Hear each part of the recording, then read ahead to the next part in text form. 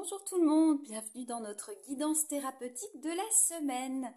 Alors je tiens à vous préciser que je serai absente la semaine prochaine, donc il n'y aura pas de guidance la semaine prochaine, on ne se verra qu'à partir de l'année 2024.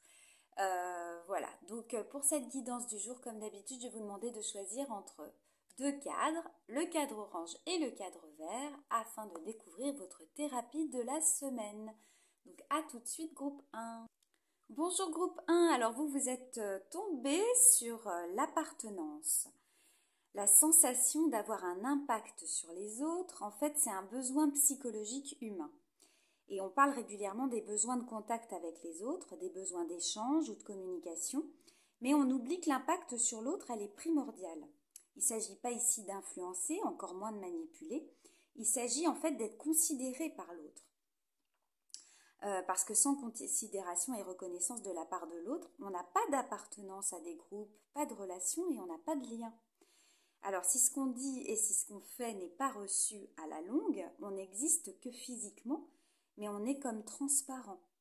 Et c'est psychologiquement invivable. C'est pour ça en fait qu'on dit souvent qu'il vaut mieux une critique, une réaction négative que même de l'indifférence. Et de la même manière, les enfants qui ont été négligés, ils recherchent parfois le conflit parce que c'est la seule façon pour eux qu'ils connaissent en fait d'avoir de l'impact sur les autres. Donc vous pouvez tenter l'expérience avec une personne désagréable de votre entourage, par exemple, en lui manifestant de l'attention, et vous allez voir qu'elle va se calmer très rapidement. Parce que sentir que l'on a un impact sur la vie, la pensée, les émotions des autres, ça sécurise. Et le problème avec l'impact négatif, c'est que l'apaisement, il est de courte durée et qu'on a besoin de recommencer encore et encore pour obtenir un impact qui soit plus suffisant. Les autres, en fait, ils nous fuient et on perd notre impact sur eux.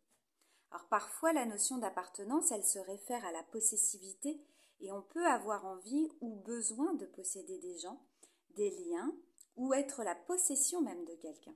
Et ça peut révéler des besoins, des désirs ou des manques. Donc groupe 1, est-ce que vous avez une idée de l'impact que vous avez sur vos parents, sur vos collègues et sur vos amis? Est-ce que vous savez comment vous recherchez l'impact sur eux? Est-ce que vous parvenez à identifier comment vous vous y prenez pour sentir cet impact? De quoi est-ce que vous avez la sensation de faire partie? Un monde, une communauté, un genre, une famille ou encore d'autres choses? Et est-ce que vous avez déjà eu la sensation d'appartenir à quelqu'un?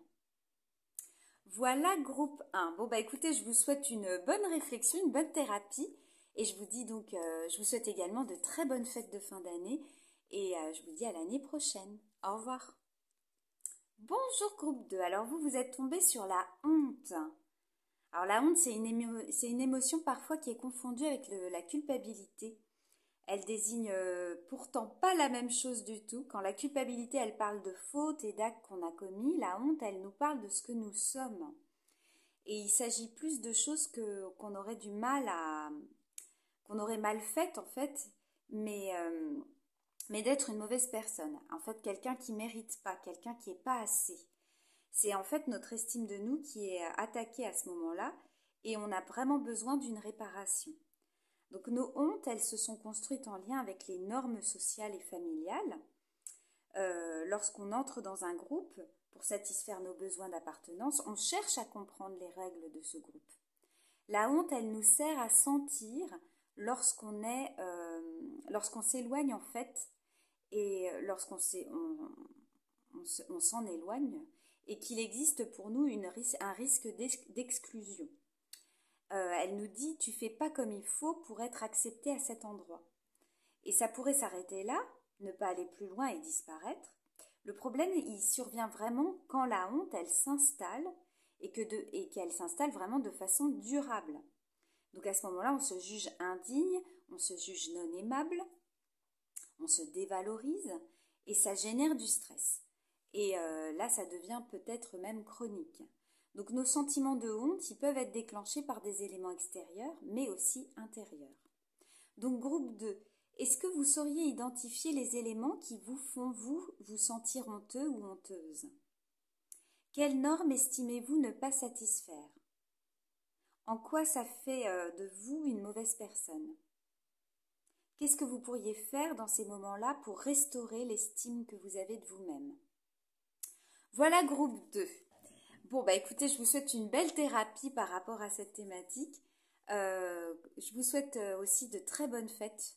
Moi, je vous dis à l'année prochaine pour la prochaine guidance et une très bonne semaine à vous. Au revoir.